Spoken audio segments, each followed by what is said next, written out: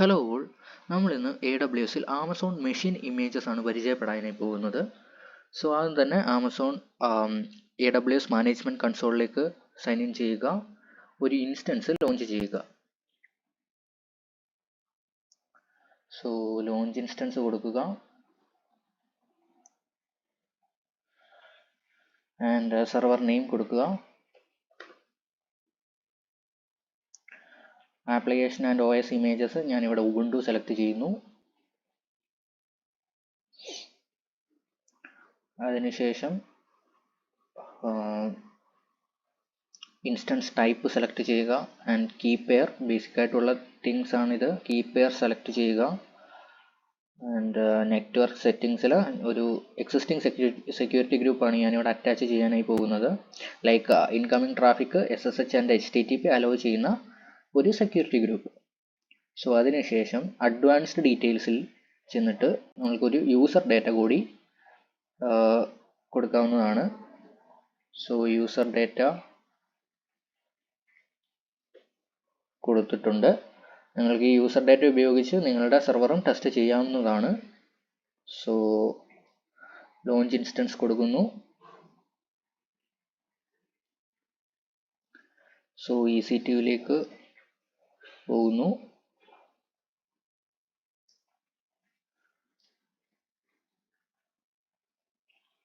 So നമ്മളുടെ server 1 instance state pending ആണ്.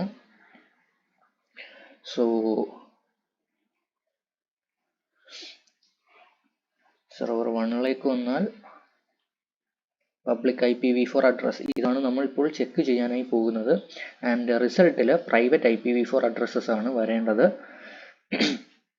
Like hello world from 172.31.26.157 എന്നുള്ള ഒരു രീതിയിൽ വേണം റിസൾട്ട് വരാനായിട്ട്.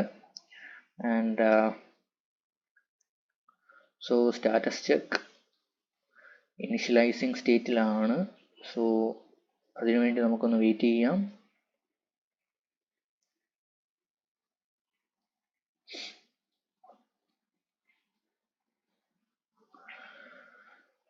So initializing state.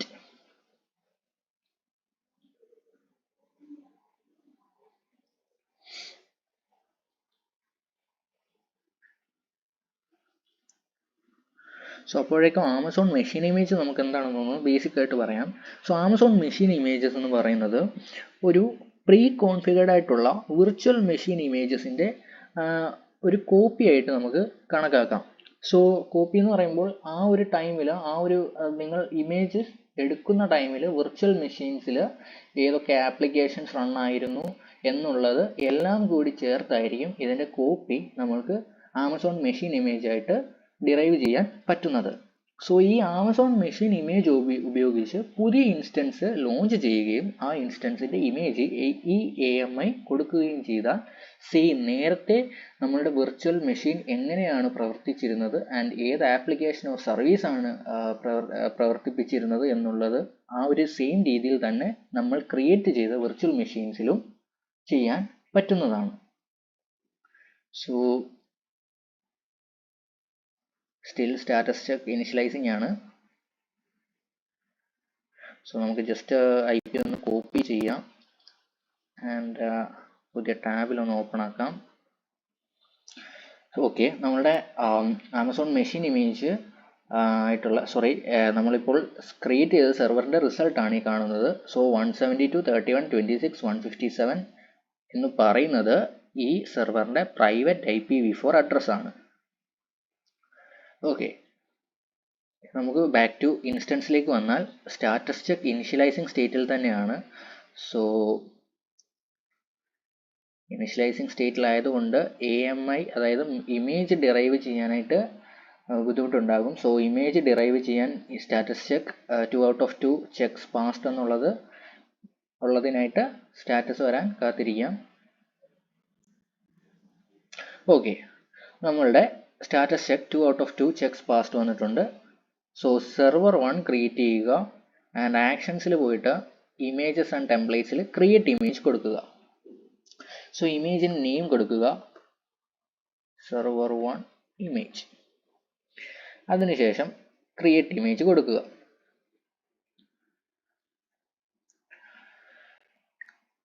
So image നമ്മളുടെ ഇമേജസിൽ AMIസിൽ ചെന്നാൽ നമ്മൾ ക്രിയേറ്റ് ചെയ്തിട്ടുള്ള ഇമേജസ് എല്ലാം കാണാം. സോ ഇതായിരുന്നു നമ്മൾ ഇപ്പോൾ ക്രിയേറ്റ് ചെയ്ത ഇമേജ്, സെർവർ 1 ഇമേജ്. സോ ഇമേജിൻ്റെ സ്റ്റാറ്റസ് പെൻഡിങ് സ്റ്റേറ്റിലാണ്. സോ പെൻഡിങ് സ്റ്റേറ്റിൽ നിൽക്കുമ്പോൾ നിങ്ങൾക്ക് ഈ ഇമേജ് ഒരു AMI ആയിട്ട് വേറെ ഒരു ഇൻസ്റ്റൻസിൽ ഉപയോഗിക്കാനായിട്ട് സാധിക്കില്ല. സോ സ്റ്റാറ്റസ് അവൈലബിൾ ആവുന്നിടം വരെ നിങ്ങൾ കാത്തിരിക്കേണ്ടതാണ്.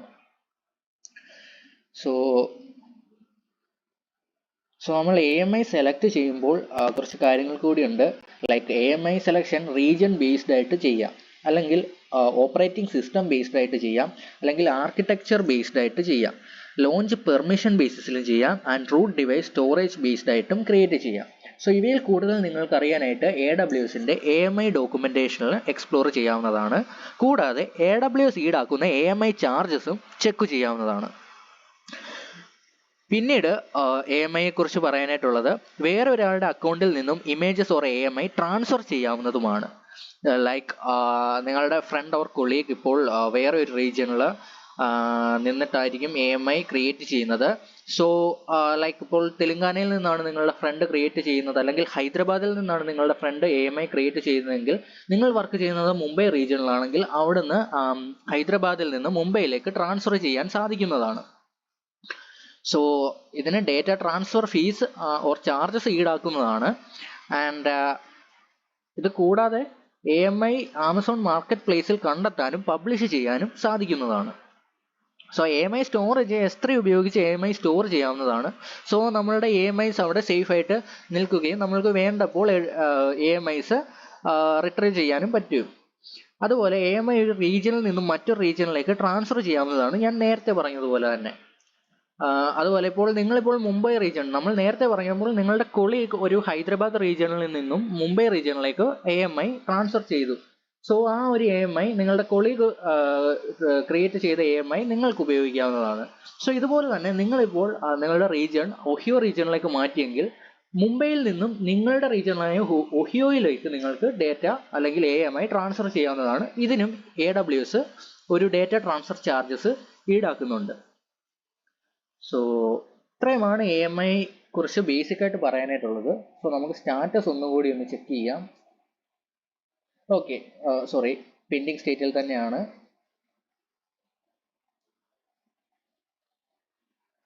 സോ പെൻഡിങ് സ്റ്റേറ്റിൽ നിൽക്കുമ്പോൾ നമ്മൾക്ക് ഒരു ഇൻസ്റ്റൻസ് ഈ AMI ഉപയോഗിച്ച് ലോഞ്ച് ചെയ്യാൻ സാധിക്കുന്നതല്ല. സോ അതിനു വേണ്ടിയിട്ട് വെയിറ്റ് ചെയ്യണം. ഓക്കെ, നമ്മളുടെ AMI ഇപ്പോൾ അവൈലബിൾ ആയിട്ടുണ്ട്. സോ നമ്മൾക്കിനിയും ഒരു ഇൻസ്റ്റൻസ് ഈ AMI ഉപയോഗിച്ച് ലോഞ്ച് ചെയ്യാം. സോ ഇവിടുന്ന് വേണമെങ്കിൽ നമ്മൾക്ക് ഒരു ഇൻസ്റ്റൻസ് ലോഞ്ച് ചെയ്യാം. നമ്മൾക്ക് EC2 ഡാഷ്ബോർഡിലേക്ക് ചെന്നിട്ട് അവിടുന്ന് ഈ ഇൻസ്റ്റൻസ് ഈ AMI ഉപയോഗിച്ച് ലോഞ്ച് ചെയ്യാം. സോ ലോഞ്ച് ഇൻസ്റ്റൻസ് കൊടുക്കുക,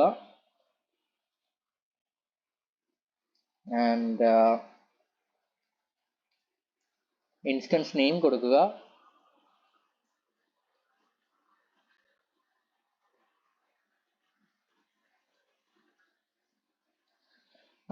അടുത്തതായിട്ട് ആമസോൺ മെഷീൻ ഇമേജസ് AMIs ഉപയോഗിച്ച് മെഷീൻ ഇമേജ് സെലക്ട് ചെയ്യുക. ലൈക്ക് ഓക്കെ, ആമസോൺ മെഷീൻ ഇമേജിൽ നമ്മൾ ക്രിയേറ്റ് ചെയ്ത മെഷീൻ ഇമേജ് ഇവയായിരുന്നു, server 1 image. And scroll down ചെയ്യുമ്പോൾ ബേസിക് ആയിട്ടുള്ള ബാക്കിയുള്ള കാര്യങ്ങളെല്ലാം സെലക്ട് ചെയ്തതിന് ശേഷം കീ പെയർ സെലക്ട് ചെയ്യുക. ആൻഡ് എക്സിസ്റ്റിംഗ് സെക്യൂരിറ്റി ഗ്രൂപ്പ് ആണ് ഞാൻ അറ്റാച്ച് ചെയ്യാനായി ഉദ്ദേശിക്കുന്നത്, like SSH and HTTP traffic allow ചെയ്യുന്നത്. സോ അത് സെലക്ട് ചെയ്തതിന് ശേഷം ഇൻസ്റ്റൻസ് ലോഞ്ച് ചെയ്യുക.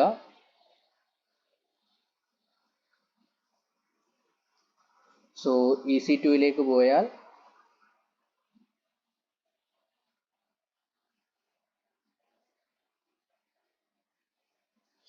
സോ ഇതാണ് നമ്മളുടെ AMI ഉപയോഗിച്ച് ലോഞ്ച് ചെയ്ത ഇൻസ്റ്റൻസ്. സോ അത് ഇൻസ്റ്റൻസ് സ്റ്റേറ്റ് പെൻഡിങ്ങിലാണ്. Status check 2 out of 2 checks പാസ്ഡിനായിട്ട് നമുക്ക് വെയിറ്റ് ചെയ്യാം. ഓക്കെ,